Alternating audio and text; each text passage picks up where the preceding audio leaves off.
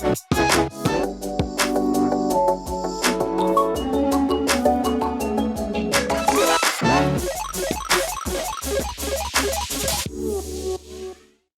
ladies and gentlemen, honorable guests and speakers. My name is Kwan, and I will be your MC pretty much for the whole day. Thanks for being here with us. And on behalf of Culture for Tomorrow, I would like to welcome all of you to the Sustainability Forum 2020, Activating Change in a New World Order. Now, I know it's really early in the morning. Let me start with a question. Who knows what this forum is about?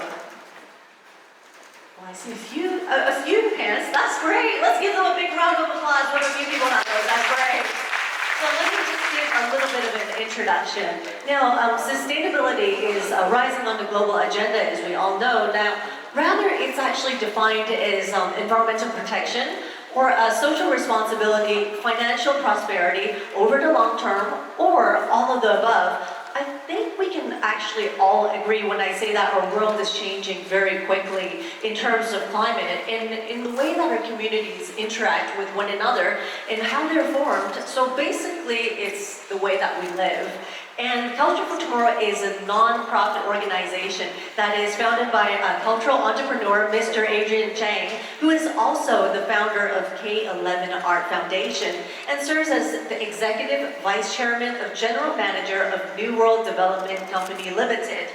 Now, just a little bit more about Culture for Tomorrow. It aims to empower rising change makers and to actualize their creativity in order to reshape the living and the livelihood of Hong Kong. By starting with this forum, Culture for Tomorrow will more actively promote sustainability through its initiatives. Now, everyone, please direct your attention to right here. So, you might want to get your phones out for those of you who need to scan the QR codes. You can find out more about us on Facebook and on Instagram. And as you can see right there, I don't know if our friends can actually read this at the back. I'll just read it up. So at Culture for Tomorrow, or by following our founder on Instagram at Adrian Chang. And remember to also use the hashtags, that's at the bottom right there. Hashtag Culture for Tomorrow, hashtag New World Sustainability Vision 2030, and also K11 Atelier Kings Road. That's the three hashtags that we have.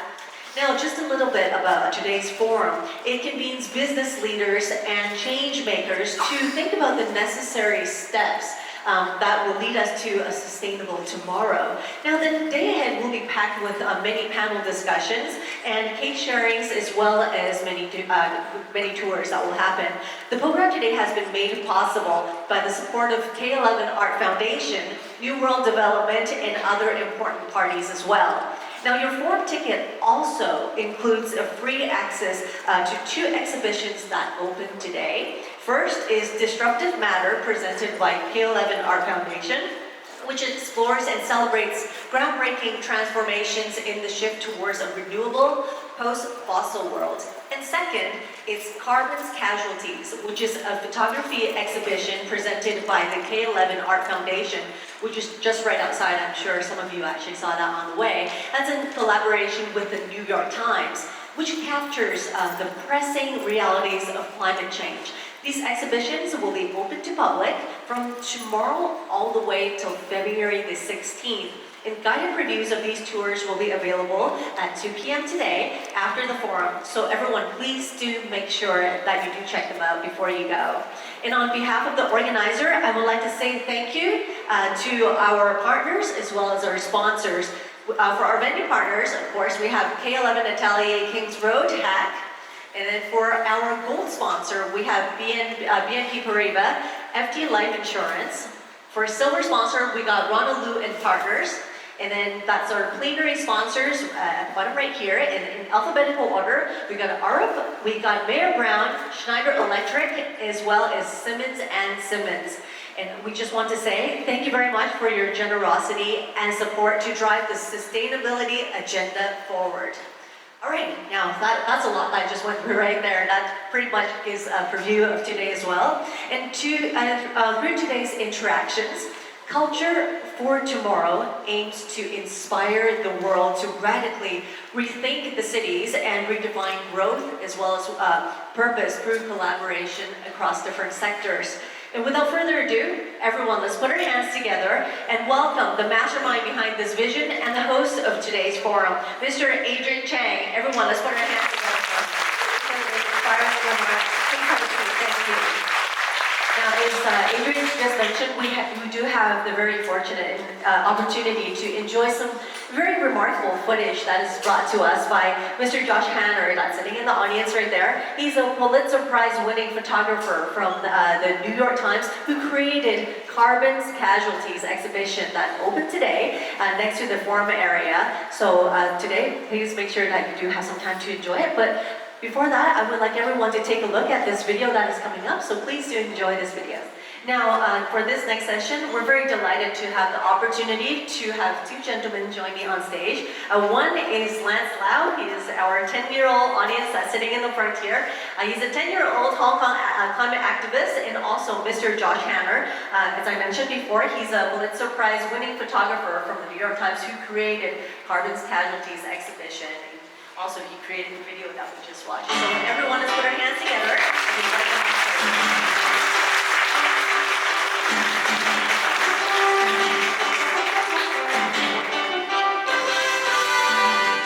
Thanks for being with us today.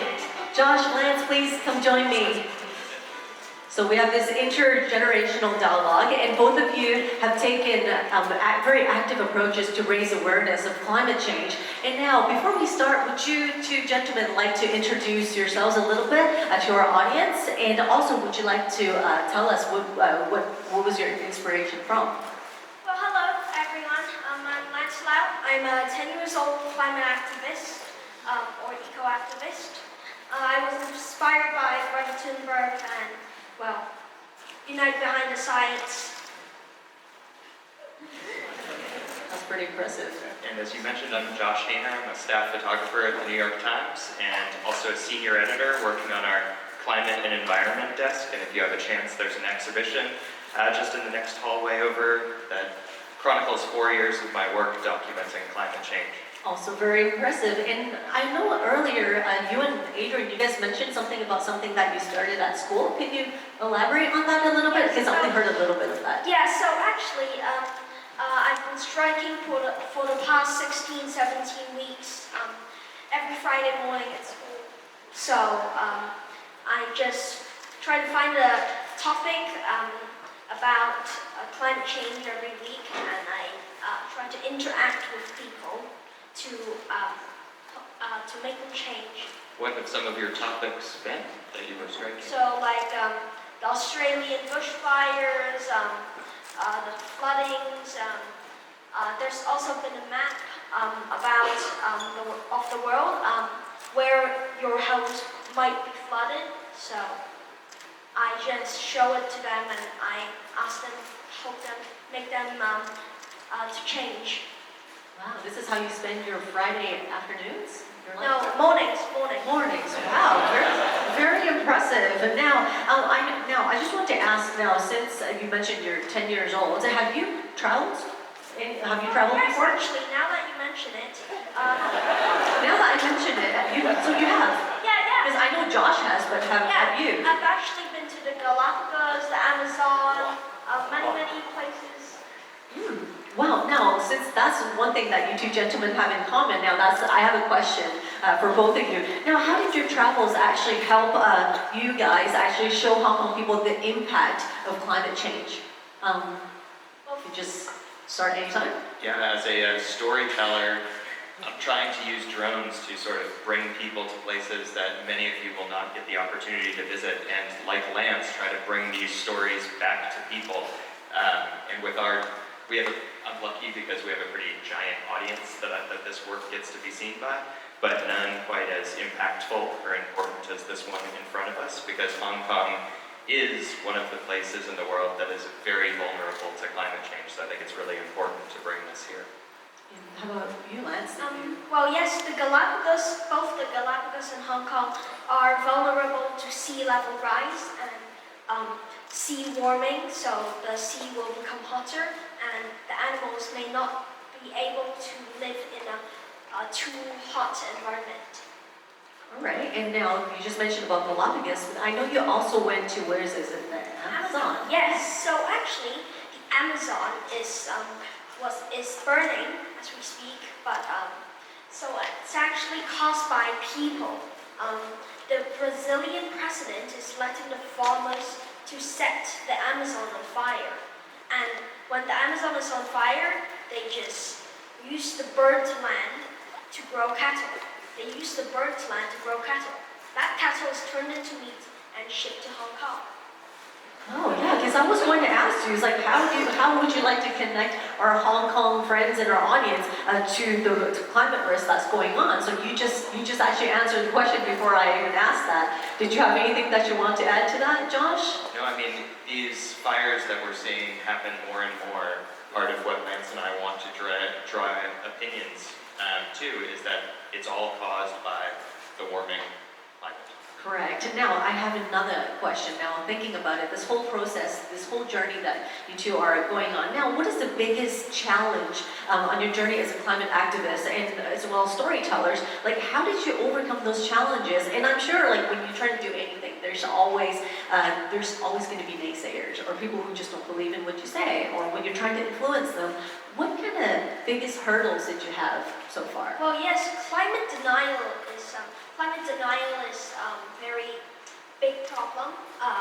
It's just really hard to make them believe that climate change is real. Now, it is real, and I hope everyone in the audience believes it too.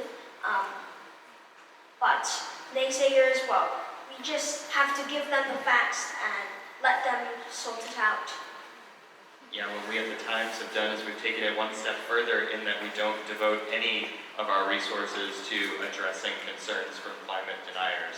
We assume that people trust science, and so all of our stories are backed in science and research, which is what Lance is mentioning as well. And also some very impactful images and footages that you took that really got it to go in. Like when I was taking a look at the video, it's almost like I was drinking out of a fire hydrant in 4 minutes because none of the information I actually knew. That's why I was asking. It's like, am I the only one who actually learned so much in that 4 minutes? Because you definitely got me. Yeah. One of the things that I hope people take away is it's often the most poor countries that feel the effects first. And so often being in places like America or Hong Kong, we don't feel as though we're impacted by some of the things happening in third world countries that are feeling the brunt of the effects of what we have done in the first world. And so that's something that we try to make sure people see. So in other words, by the time we actually feel it in more developed countries, it's pretty much too late. Because we don't feel it now, but it's happening in other parts of the world already. Now, which actually brings me to the next question. Everyone knows about the Australian bushfires that's happening right now, and do you think that will raise awareness, the awareness of climate change, and how will cities actually address these climate risks? What do you think? Well, I'll be hoping that, well, at least Australian people, they'd be very aware of climate change right now. As well, their home is burning and, well, they would want to find out why their house is burning, wouldn't they? Yes, So sometimes it really takes seeing it for yourself to realize that it's happening. And as we start to feel these effects in places like Miami in America and Hong Kong and parts of the Pearl River Delta in China, we're really feeling that climate change is happening right now. It's not something that's happening in the future, but it's something that is making Lance very angry because it is affecting his generation.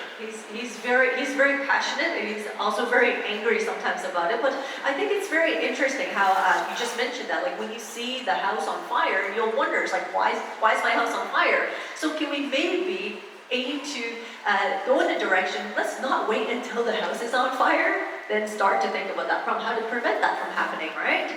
Now, the last question I have for both of you is, I know we have a group of global audience leaders that's in front of us right now, and we have a lot of change makers in there as well in the audience. Now, how can everyone join us in this climate movement? Is there something you want to share with them? Well, great companies like Apple, they've brought revolutionary changes to the world. As business leaders and change makers, You should make use of your company's power to bring about the revolutionary changes the world needs right now. To cut carbon emission to zero and set ambitious business targets to stay below 1.5 degrees temperature rise. But it's not only drastic changes in company behavior that's needed, but more importantly, a change in mindset and in our heart. We have to realize that the people and the planet are ultimately one. We, the trees and the animals, and oceans and the nature, we're all connected. Humans cannot survive without the animals or the forests. Now's the time when you have to decide which path to take. How do you want the future living conditions of all living species to be like? Your actions will decide what future my generation, your children, your grandchildren, and all species will thrive on, or not. Thank you. Wow. That sounds like one of those quotes that you can just write on the wall and leave it there for like, I don't know, 1,000 years, and we will still marvel at it. Is there anything you wanted to Well, add? I cannot add to that. This is what we all need to remember, and since this is an intergenerational conversation, I just feel we need to look to our future to really help us realize what we've been doing wrong up until now. Yeah, and I think there's another thing that that I've also learned it's amazing. I never thought I would learn so much from like a 10-year-old. It's kind of weird because when I was 10, I'm sure a lot of people could relate.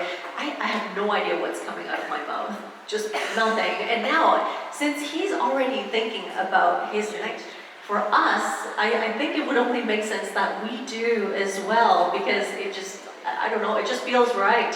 And thank you so much, gentlemen, for being with us today. And let's give them a big round of applause. Very excited to share our next. I think it's important for us to think about different ways to mobilize climate actions for everyone, from everyone around us. I'm sure the audience is very inspired, and I'm not the only person that's feeling that way. Now, before I let the two of you go, would you like to take a photo before?